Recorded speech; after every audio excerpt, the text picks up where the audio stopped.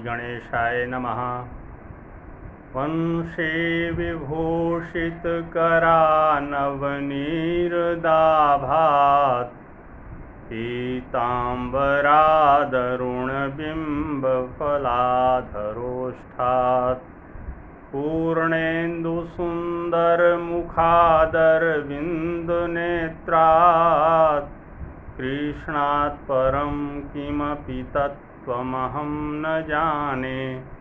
कृष्णात् परं किमपि तत्त्वमहं न जाने। मैं वेंकटेश शर्मा, सहायक प्राध्यापक, गुरुकुल संस्कृत महाविद्यालय बैरगनिया सीतामढ़ी, आज की ऑनलाइन कक्षा में उपशास्त्री प्रथम खंड के विद्यार्थियों का हार्दिक स्वागत करता हूं, अभिनंदन करता हूं। आज की कक्षा अनिवार्य द्वितीय पत्र की है। इसके अंतर्गत हम लोग आज हिंदी के पाठ्य पुस्तक दिगंत भाग 2 के उसने कहा था कहानी शीर्षक पर आधारित कुछ प्रश्नोत्तर के बारे में पढ़ेंगे। पहला प्रश्न है, कहानी का शीर्षक उसने कहा था क्या सबसे सटीक शीर्षक है?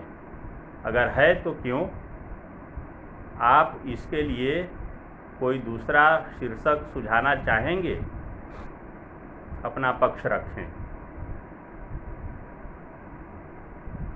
इसका समाधान है, उसने कहा था कहानी की घटनाओं में स्वाभाविक नाटकीयता है, जिसकी परिणति मानस पटल पर विषाद एवं सहानुभूति की अमिट रेखा के रूप में होती है। इसका कथानक मानवीय संवेदनाओं को झकझोर देता है। उसने कहा था शीर्षक किसी घटना विशेष की ओर संकेत करती है एवं जिज्ञासा का सृजन करता है। जानने की उत्सुकता निरंतर बनी रहती है। एक सटीक तथा उपयुक्त शीर्षक के लिए उसकी कहानी के विषय वस्तु का सम्यक एवं सजीव परिचय देना है। उसकी सार्थकता पाठक में उत्सुकता की सृष्टि करने पर भी निर्भर करती है।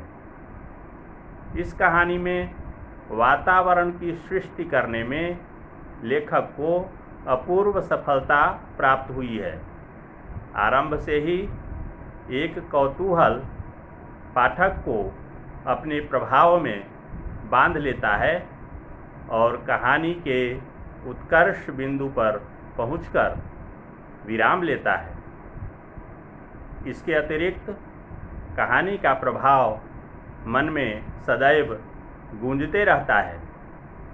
लहना सिंह अपनी किशोरावस्था में एक अनजान बालिका के प्रति आसक्त हुआ था, किंतु वह उससे प्रणय सूत्र में नहीं बंध सका।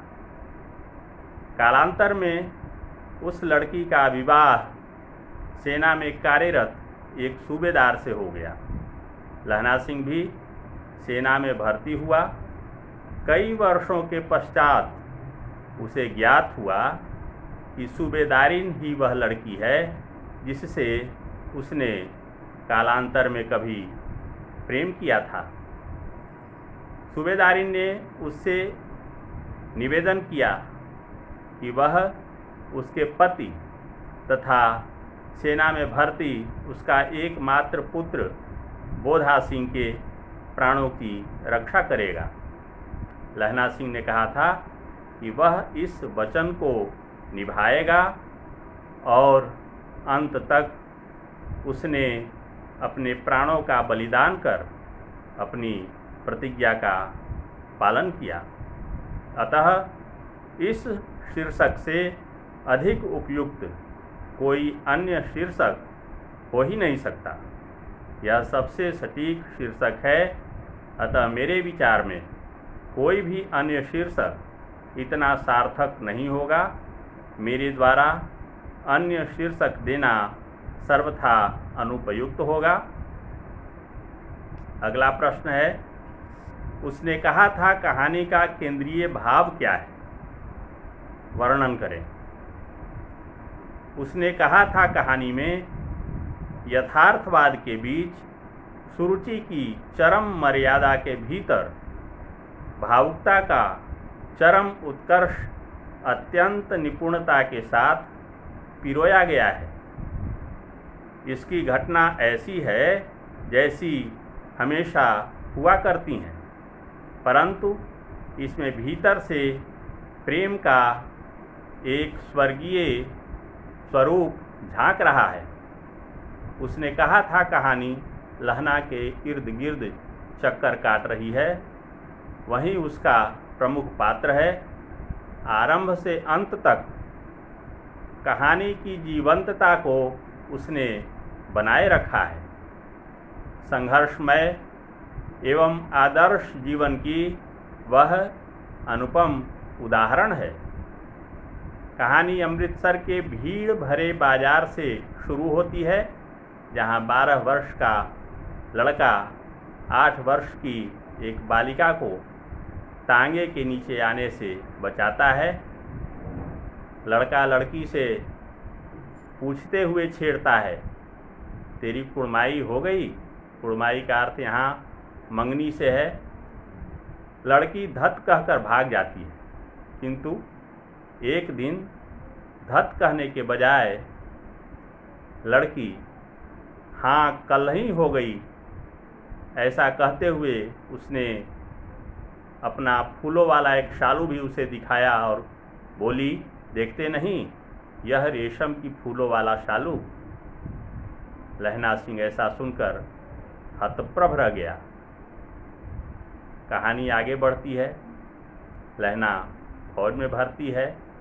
लड़की का विवाह सेना के सूबेदार से हो जाता है तथा लहना सिंह को इसकी जानकारी मिलती है। सूबेदारिन सेना में भर्ती अपने एकमात्र पुत्र बोधा सिंह एवं पति सूबेदार हजारा सिंह की युद्ध में रक्षा का वचन लहना सिंह से ले लेती है। लहना सिंह ने अपने प्राणों की बलि देकर उन लोगों की रक्षा की। इस प्रकार कहानी का केंद्रीय भाव विशुद्ध प्रेम की अभिव्यक्ति, त्याग और बलिदान का आदर्श स्थापित करना है, जिसमें लेखक पूर्ण रूपेण सफल हुआ है। इस तरह से आज की कक्षा समाप्त होती है। कल पुनः हम लोग मिलेंगे। धन्यवाद।